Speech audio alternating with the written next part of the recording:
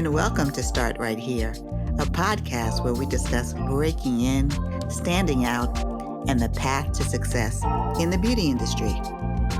I'm your host, Corinne Corbett, and I hope the conversations I have with my guests inspire you to forge a path of your own. Let's get started.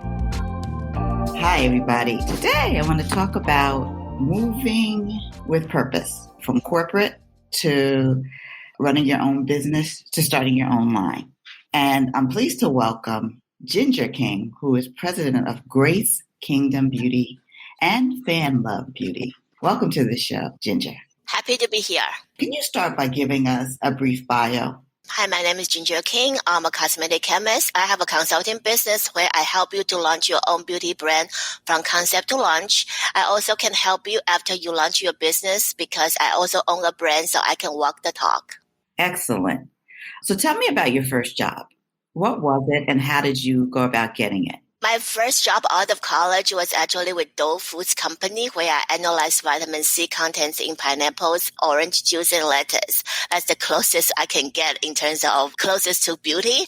However, because of my passion in beauty, I moonlighted weekends and evenings at Macy's at the Estee Lauder counter. And I was actually able to use my passion to solve a problem in pineapple issues. Okay, so how were you able to solve a problem? How were you able to use your beauty industry experience on your full-time job? And what's the skill that you learned there that you've kept throughout your career? At the time, there was a disease called pink disease in pineapples. That's where pineapples turn dark. And none of the chemists, the scientists, know what's going on. At the very same time, while I was working for Estee Lauder on weekends, they just launched the self-tanner. And I figure, it'd probably be very similar to the DHA reaction. So I bought a bottle of the self-tanner and analyzed it compared to the pineapple disease. And guess what? It's the very same reaction. So I was able to solve a problem using my passion.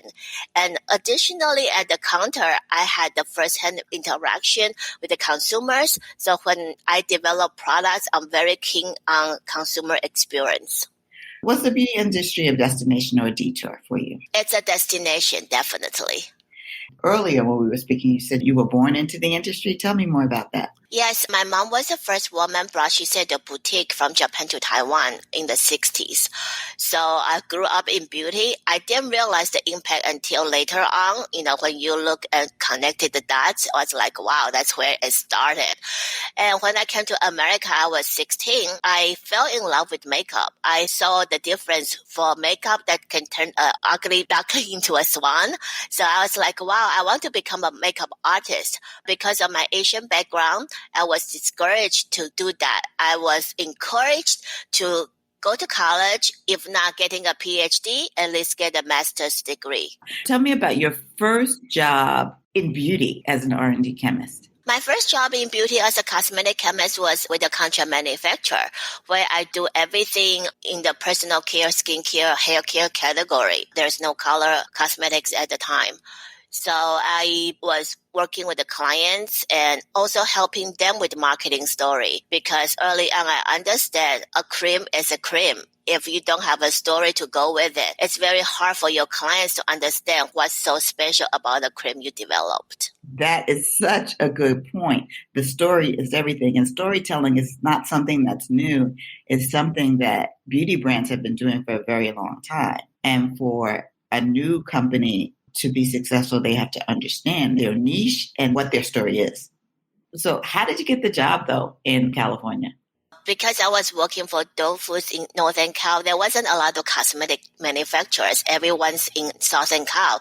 So I drove 6 hours to Southern California and basically cold turkey. I knocked on everybody's door saying, I want to be a cosmetic chemist, hire me. And I landed my first job in a contract manufacturer. Yes. So I think that people don't really understand what contract manufacturers do. Walk me through some of the brands that you worked with as a contract manufacturer at that first job, and then what a contract manufacturer offers.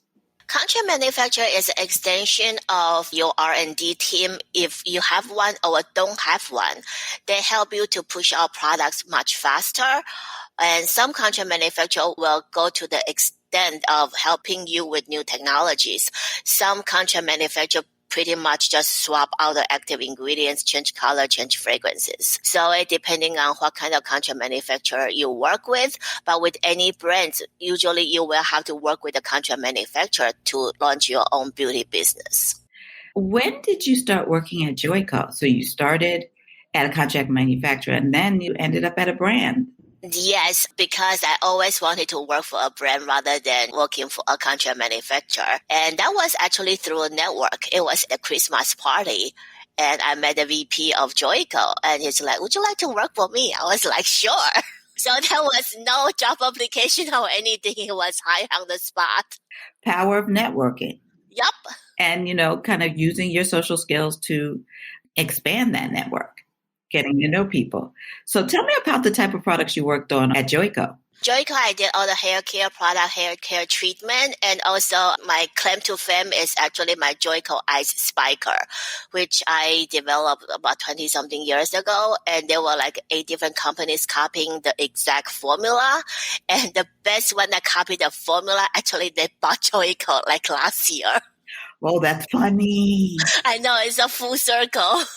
Yeah. I mean, I guess it's a form of flattery that copying what you did, but kind of making a product that changes the game in the industry, like in a category, is amazing.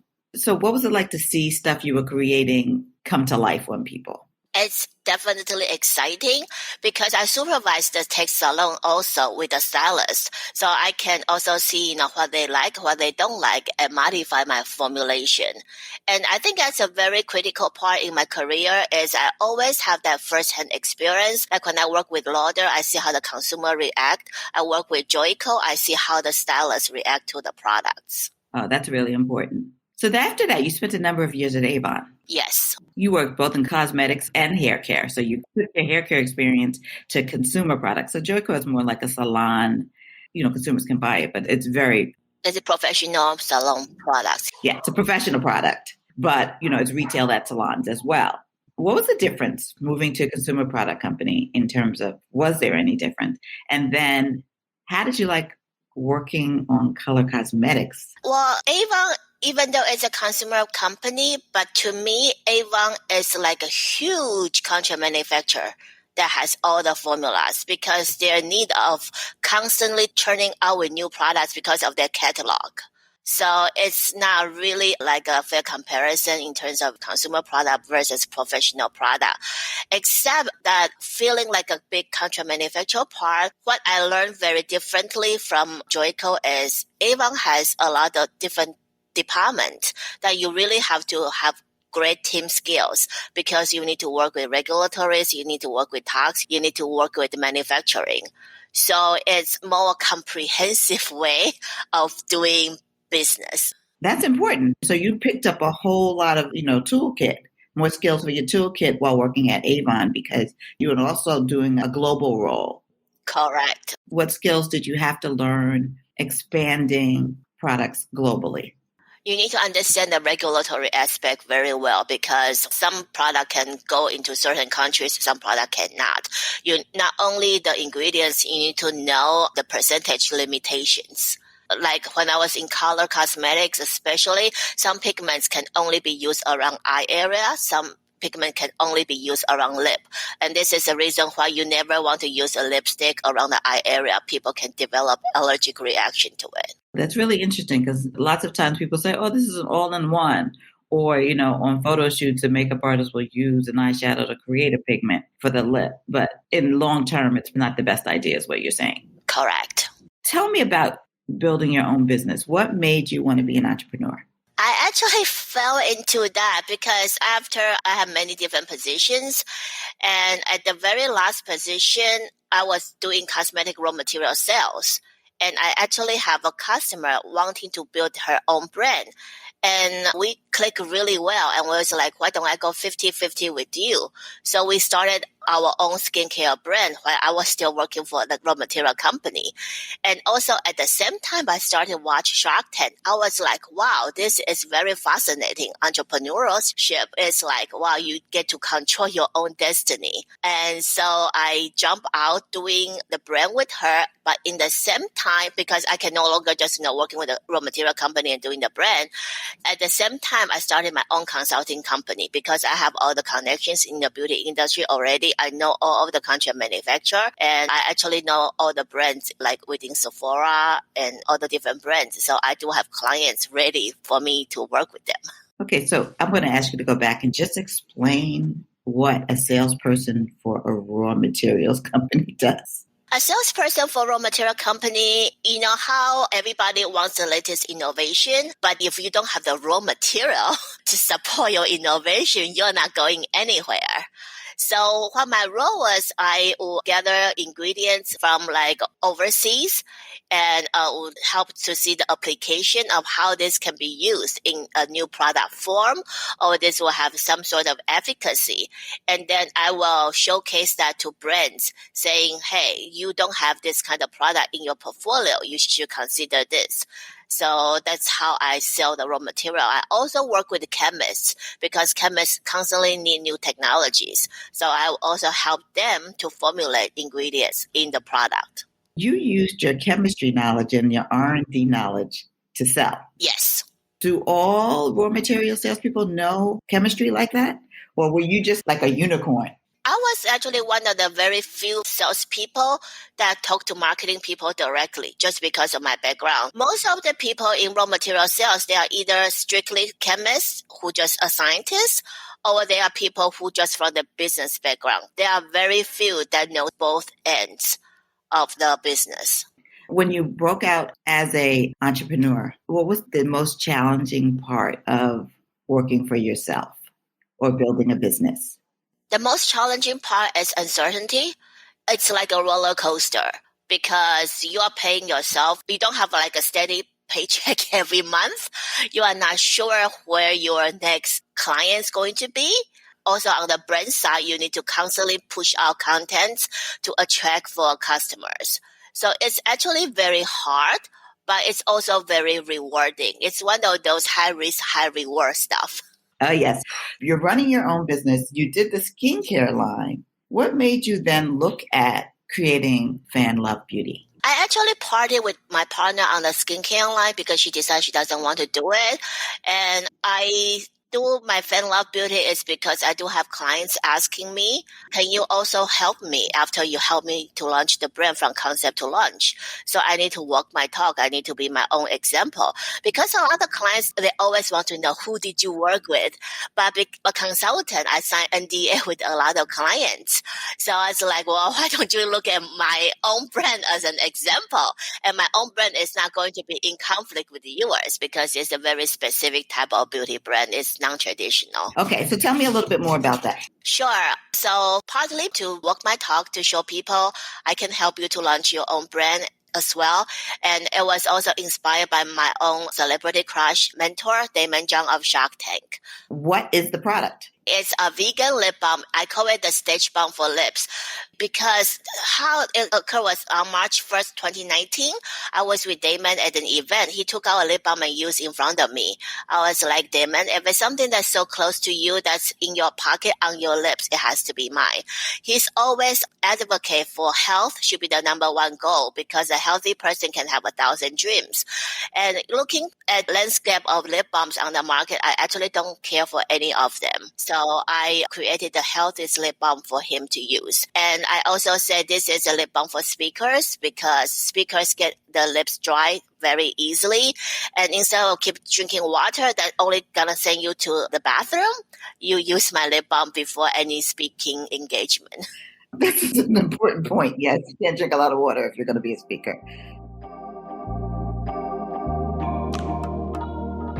Start Right Here is brought to you by Beauty Biz Camp, where we equip and inspire the next generation of industry leaders. Head over to our website, beautybizcamp.com, for more information and sign up for our mailing list so you can stay in the know about our upcoming programming.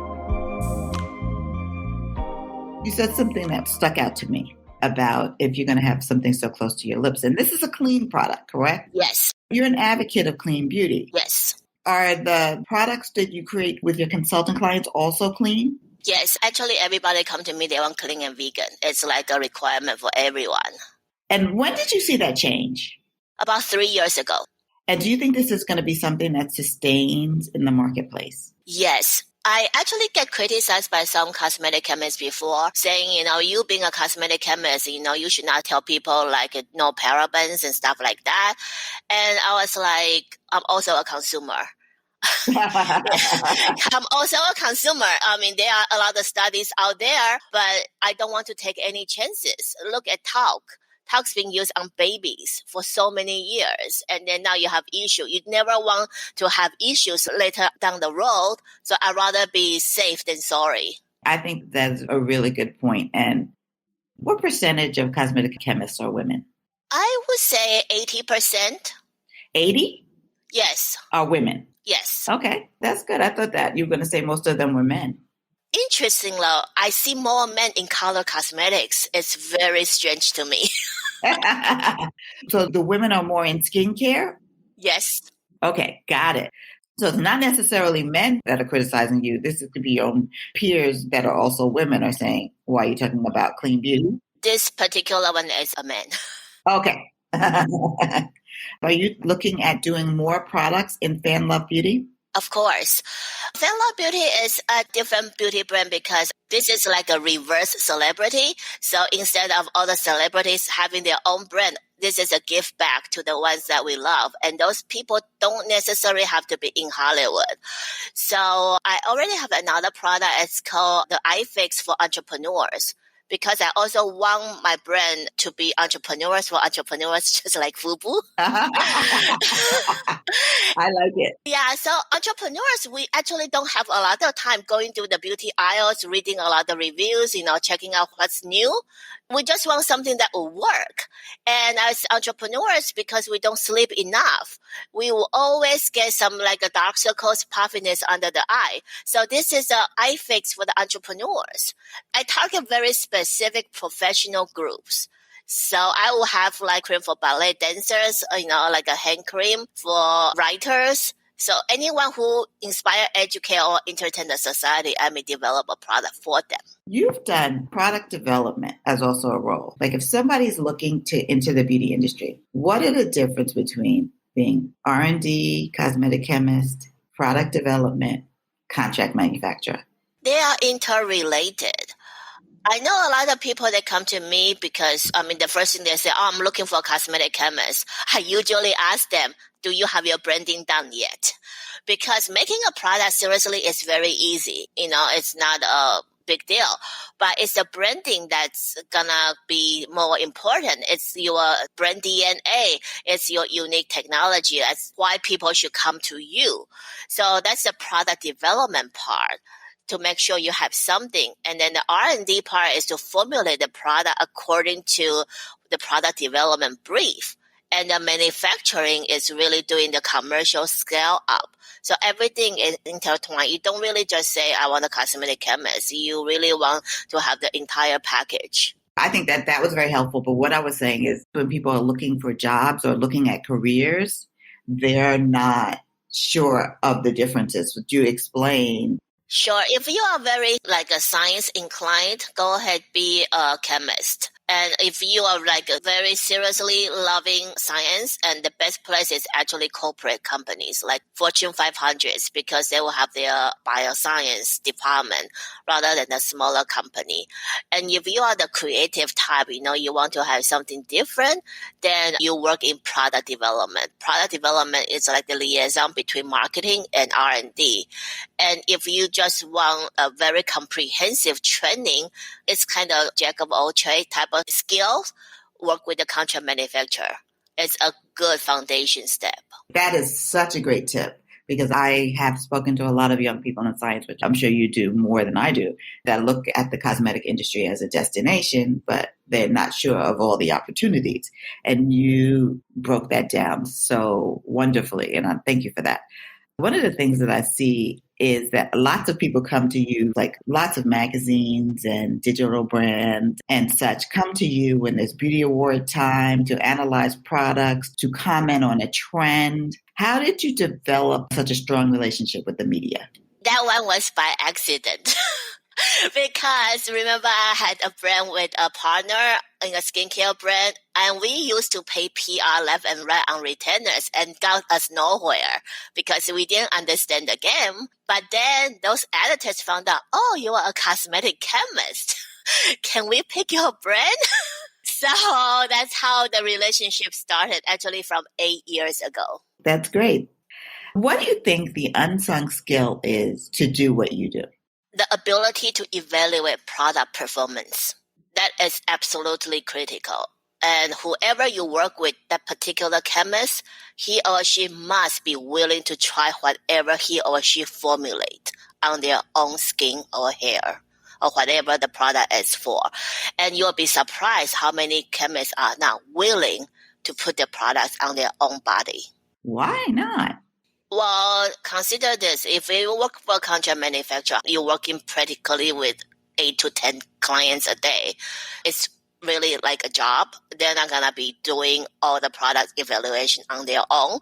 However, if you don't do that, you don't know what your client is complaining about when they say tacky of a product. Do you understand what tacky is? Do you understand how are you going to make it less tacky?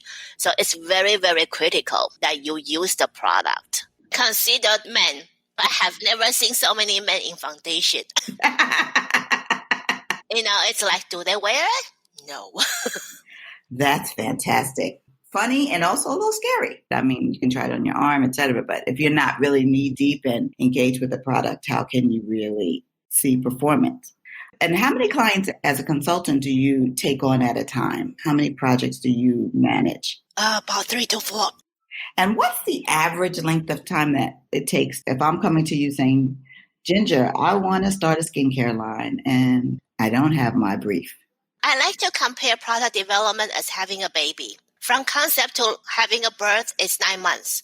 So for the first trimester, what you are doing is really come up with the concept, doing competitive analysis, figuring out where are you going to be selling the product, figuring out your packaging. And the second trimester is you'll be doing the formula testing. You put the ingredients together, then you start stability testing, micro testing, package testing. And the third trimester is you do a pilot scale up. And you will also be preparing going for PR because a lot of press, you really want 3 months ahead of time. And then you'll be start doing some sampling. So from concept to launch, ideally is 9 months. Of course, you can have a pre-me, but you take your own chance. The earliest you can do is 6 months. Anything before that, I don't recommend. I'm going to tell you that is the best explanation I have ever heard. So entrepreneurs, take it from Ginger, think of it as having a child. 9 to 10 months is really what you should give it. And then you're growing it, like an infant. Correct. Wow. That's a really great point. Do you miss corporate at all? Would you ever go back to corporate? No. Why not? Too many red tape. You spend more time playing politics than doing what you truly love. Well, you got the MBA. What made you get the MBA, though? Well, I got my MBA because I was climbing the corporate ladder also. In order to climb the corporate ladder, you need an advanced degree. And because of my culture, it's good to have a master's degree, so I just got it. But honestly, MBA did not help me in terms of building my business. I have been taking a lot of different classes from people who truly made it, like Damon John, Grant Cardone. And it's night and day difference, the amount of education and training I got from them instead of going for an MBA. I am not saying the public education is not good. It's just saying if you want the real deal, if you are truly an entrepreneur, you need to see how people work with entrepreneurs rather than learning from teachers in MBA schools. That's very true. Now, how did COVID and the pandemic impact your business? Not at all. Actually better. Last year was my best year ever because I have so many people kind of woke up saying, I can no longer work with the corporate. There is no security blanket because when things going down, you are the first one to go. You need to have something of your own. So I have more clients than ever last year. Wonderful. I want to talk to you about the AAPI, the backlash against the AAPI community.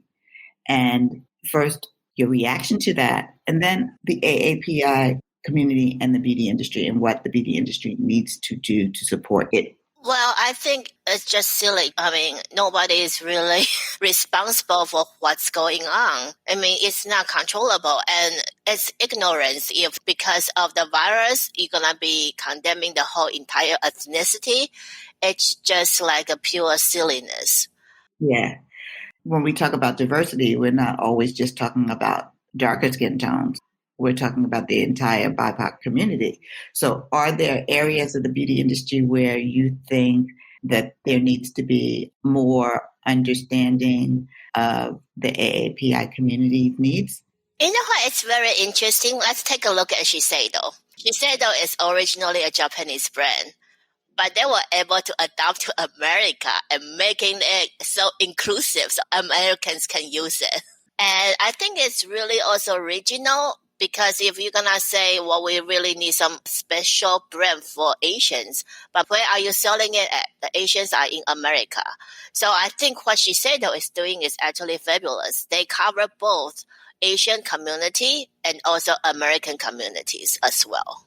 So you're saying that what you like about what Shiseido is that they were true to themselves, but they expanded their customer base. Correct. Now, let's move on to our fast track questions. What was the first beauty product you ever remember buying? Estee Lauder Beautiful fragrance. Because I couldn't wear makeup when I was a teenager in Taiwan. So fragrance I could wear. What's the most recent beauty product you purchased? That will be a repeat purchase. That will be Cosmetics, their CC cream, because to me, it's a commodity already. I need that. It's like daily use. It's like my toothpaste. Wow. That's really saying something. Yeah. What's the beauty advice you live by or leave alone? You nourish or perish when it comes to skincare. I love that. What trend did you do when you were younger that you laugh at now? Moisturizing, because remember my mom owned the Shiseido boutique. I have all the access to all the lotions, so I'm like put moisturizer on myself all over, and I actually have a huge breakout because I was a teenager, and later on it's just like I have oily skin because I use so much moisturizer. Who was your beauty icon growing up, and who is your beauty icon now? My beauty icon was Estee Lauder, and if it wasn't her, I probably would not be so decisive that I want to be in this industry. Because yes, I do have the early influence of my mom. I did have the influence of coming to America, seeing how people have beautiful makeup on their skin. I also have read Estee Lauder's biography when I first came to America. I was like, wow, I was so inspired by her. I was like, I want to be like her one day. Did you ever get to meet Mrs. Lauder? I have not, but I did meet Mr. Leonard Lauder, and I work with him, and I have many pictures with him too. If someone wanted to follow in your footsteps, what advice would you give them? Progress over perfection. Just start. Because there are a lot of people say, oh, I need to wait until I have this. I need to wait, I have that. Like when people come to me for consult, I always ask them, do you already have a concept or anything? And it's like, oh, no, I haven't have anything and I need to wait. I was like, no, that's what I'm here for. I'm here to help you, to solidify the concept for you, to clarify things for you. That's great if they want to be a client, but what if they want to be you? Just be open and follow your passion. Remember, I did not start in cosmetic chemistry. I started in a food company, but I kind of navigated my way into cosmetic chemistry. You cold and networked your way into jobs. What do you think the secret of networking is? The secret is you give before you ask. Actually, it's a very turn off. A lot of people, when they come to me, yes, they are very intentional. They'll ask for something, but you always have to think about what's in it for the person you're asking things for. And you never really want to be transactional. You want to be more transformative, so people are willing to work with you, to help you. Transactional versus transformational. That's a word right there, people. You do not want to be transactional. People are not transactions. That blows my mind. That often people do want something and they want it immediately when they quote unquote network, but that's not networking. And I think you made a really, really important point on that. And it's a great place for us to end. Ginger, I cannot thank you enough for your expertise in so many areas of beauty. You really laid out not only some career paths for people who are in STEM or have some creative ideas about beauty, but people who want to be entrepreneurs, when they listen to this, will understand how to start a company, where to start, what contract manufacturing is, and that is a gift. So thank you so much for being on the show. Thank you. That's our show for today. Remember that there's more than one way to the top, and the most important step is the first one. So start right here.